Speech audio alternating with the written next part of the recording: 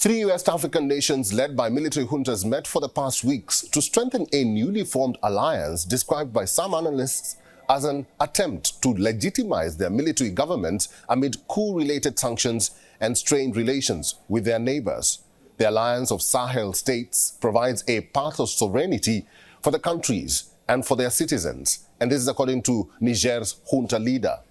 While it provides an opportunity to pool resources, some experts say the military leaders are using the partnership to show their countries are not isolated.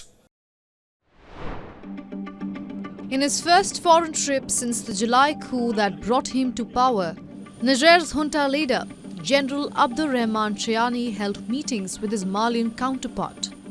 While in Mali, the two discussed what both governments called a path of sovereignty for the countries and their citizens. A joint statement said, "Through the alliance, the people of the Sahel affirm that nothing will prevent them from making this area of the Sahel an area of prosperity." General Chiani then headed to Burkina Faso for a friendship and working visit with Captain Ibrahim Traoré. They discussed issues common to both countries, in particular the fight against terrorism and socio-economic development. The three Sahel countries of Mali, Niger and Burkina Faso had in September signed a pact that includes provisions for mutual defense in the event of an attack on any of the countries. La gratitude du gouvernement.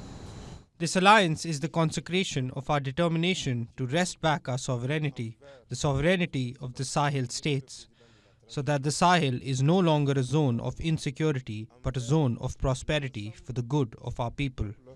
Burkinabé pour le soutien. The countries also plan to strengthen economic ties. Chiani thanking his neighbours for standing by his country after Niger's regional and Western partners announced sanctions against his coup. Nate Allen, an associate professor at the Africa Center for Strategic Studies, says the partnership is in part an effort to legitimize the military governments more than to tackle the violent extremism for which they have a limited capacity to fight. The violence across the Sahel has contributed to a recent surge of coups in the region.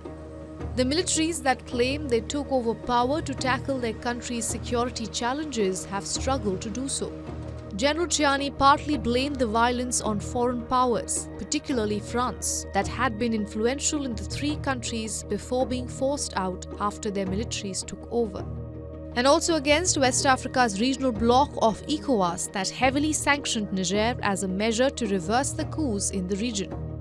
James Burnett, a researcher specializing in West Africa at the US-based Hudson Institute, says the new partnership offers the military governments of Mali, Burkina Faso and Niger an opportunity to say, "We are not internationally isolated and we actually have partners that share our ideology and philosophy."